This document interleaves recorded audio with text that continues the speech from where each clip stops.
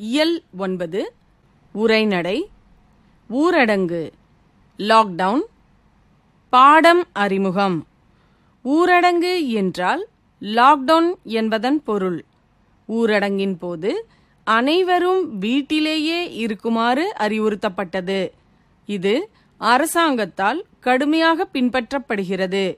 இந்த காலகட்டத்தில் வீட்டில் தங்கியிருக்கும் போது குடும்ப உறவுகள் எவ்வாறு வலுப்பெற்றன மற்றும் டிஜிட்டல் மயமாக்கல் எவ்வாறு ஊக்கமளித்தது என்பதை இந்த பாடத்தை படிப்பதன் மூலம் அறிந்து கொள்வோம். வாழ்க்கை மதிப்பு, சுற்றுச்சூழல் விழிப்புணர்வு, தேசபக்தி உணர்வு, மனிதர்கள் மீது அனுதாபம். அருண்குமாரின் அத்தை மருத்துவராக பணிபுரிகிறார். அருண்குமார் தன்னுடைய அத்தைக்கு மின்னஞ்சல் ஒன்று அனுப்புகிறான். அவை பின்வருமாறு. புதிய செய்தி.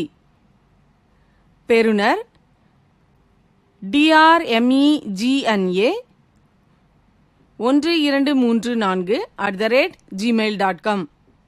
அனுப்புனர் அருண் ஸ்டூடெண்ட் 20@gmail.com. பொருள் வதந்தி. அன்புள்ள அத்தை, நீங்கள் பாதுகாப்பாக இருக்கிறீர்கள் என்று நம்புகிறேன். உங்கள் நினைவுகள் எல்லாம் மருத்துவமனையில் மட்டுமே உள்ளது. உங்களுக்கு தொலைபேசியில் பேசக்கூட நேரம் இருக்காது. அதனால்தான் மின்னஞ்சல் எழுதுகிறேன். இங்கே வீட்டில் அனைவரும் நலம். ஆனால் நாங்கள் எல்லோரும் உங்களை பற்றித்தான் கவலைப்படுகிறோம். உண்மை. லாக்டவுன், ஊரடங்கு என்பது மிகவும் ஆபத்தான வார்த்தை. இது பலரின் கனவுகளுக்கு கூட முற்றுப்புள்ளி வைத்துவிட்டது. மகிழ்ச்சியும் வேலை நிறுத்தத்தில் அமர்ந்திருப்பது போல் உணர்கிறேன். இணைய வழி வகுப்புகளுக்காக நானும் அனிதாவும் தினமும் காலையில் மடிக்கணினியின் முன் அமர்ந்திருக்கிறோம். இணைய வழி கல்வியானது உணர்வுகளின் வெளிப்பாடு, கற்பித்தல், விளையாட்டு, திட்டப்பணி மற்றும் பல புதிய தொழில்நுட்ப அறிவு ஆகியவற்றை உருவாக்கியுள்ளது.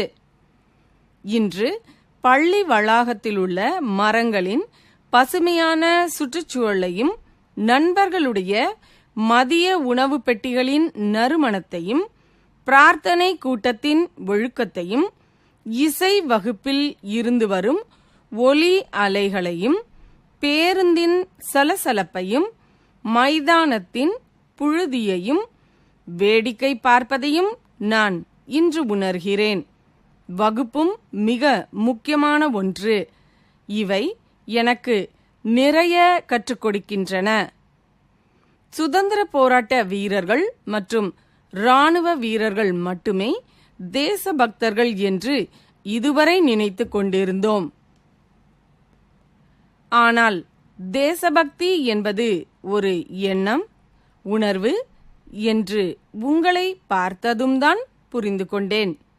தேசபக்தி என்பது ஆகஸ்ட் 15 மற்றும் ஜனவரி 26 ஆகிய தேதிகளில் மூவர்ண கொடியுடன் ஒருவரின் புகைப்படத்தை இடுகையிடுவதையோ அல்லது சமூக ஊடகங்களில் சில இடுகைகளை வெளியிட்டு மக்களின் பாராட்டை பெறுவதையோ அர்த்தப்படுத்துவதில்லை.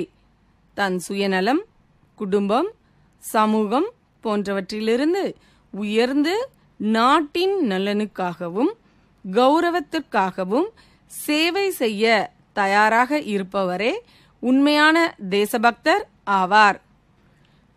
எங்கள் பள்ளி நாட்குறிப்பின் முதல் பக்கத்தில் சார்லஸ் எஃப். பிரிவுனின் மேற்கோள்களை அப்பா எப்போதும் எழுதுவார். நாம் அனைவரும் மகாத்மா காந்தி ஆக முடியாது, ஆனால் நாம் அனைவரும் தேசபக்தர்களாக மாறலாம். அப்பாவின் இந்த பொன்மொழியை முழுமையாக நிறைவேற்றிவிட்டீர்கள். தனது அன்பு சகோதரி கொரோனா வீராங்கனை என்று அனைவரிடமும் பெருமையுடன் கூறினார் அப்பா. காவல்துறை பணியாளர்கள், துப்புரவு பணியாளர்கள், மற்றும் மின்சார பணியாளர்களுக்கு சில வாழ்த்து அட்டைகளையும் அனிதா தயாரித்துள்ளார்.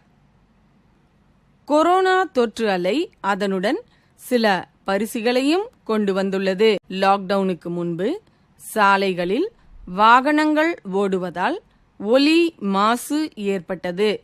நேற்று தொழிற்சாலைகளில் இருந்து வெளியேறும் புகையால் காற்று மாசுபடும். அவற்றில் இருந்து வெளியேறும் கழிவுகளும் தண்ணீரில் விடப்பட்டதால் தண்ணீரும் மாசு அடைந்தது. ஆனால் தற்போது இவை அனைத்தும் வெகுவாக குறைந்துள்ளது. மின்னும் நட்சத்திரங்கள் பணிவுடன் வணங்குவது போல் தோன்றியது. கான்கிரீட் சுவர்களால் அடைக்கப்பட்ட தோட்டங்கள் கிளி, மைனா, புல்புல், காடை, கழுகு, சிட்டுக்குருவி போன்ற பறவைகளின் புகலிடமாக மாறி ஒலி மாசு முடிவுக்கு வந்துள்ளது. மாசு காரணமாக எரியும் கண்களுக்கு நிவாரணம் கிடைத்துள்ளது. ஆறுகளின் நீர் தூய்மையை நோக்கி நகர்கிறது. இயற்கையின் பார்வையில் இது நன்மை பயக்கும். லாக்டவுனால் வீட்டிலேயே இருப்பது பல குடும்ப உறவுகளை பலப்படுத்தியுள்ளது. முந்தைய காலங்களை பற்றி பேசினால் ஒருவருக்கு ஒருவர் பேசிக்கொள்வதற்கு கூட நேரம் கிடைக்காத அளவிற்கு ஒவ்வொருவரும் தங்கள் அன்றாட வேலைகளில் மிகவும் தீவிரமாக இருந்தார்கள். அம்மா, அப்பா இருவரும் அலுவலக வேலையில் மும்முரமாக இருந்தனர். ஆனால் இப்போது நாம் அனைவரும் ஒன்றாக நேரத்தை செலவிட ஒரு வாய்ப்பு கிடைத்துள்ளது. ஆனால் நீங்கள் இல்லாதது எங்களுக்கு வருத்தமளிக்கிறது. மாலையில் நாங்கள் அனைவரும் சேர்ந்து லூடோ, கேரம்போர்டு, செஸ் போன்றவற்றை விளையாடுவோம். வீட்டில் தக்காளி, பச்சை மிளகாய், கீரை, செம்பருத்தி, முருங்கை, பாக்கு போன்ற செடிகளை நட்டு வீட்டுத் தோட்டத்தை மேலும் அழகுபடுத்தியுள்ளோம். என் நண்பர்கள் சிலர் இயற்கை விவசாயம் கற்றுக்கொண்டிருக்கிறார்கள். இந்த நாட்களில் பாரம்பரிய உணவு கலாச்சாரமும் வளர்ந்துள்ளது. இந்த நேரத்தில் நான் என் உடல் நிலையிலும் கவனம் செலுத்துகிறேன். தினமும் யோகா, உடற்பயிற்சி செய்கிறேன்.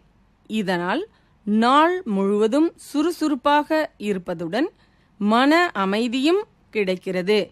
இதனுடன் அனிதாவும் நானும் இணைய வழி ஏரோபிக்ஸ் மற்றும் ஜும்பா வகுப்புகளையும் எடுத்து வருகிறோம்.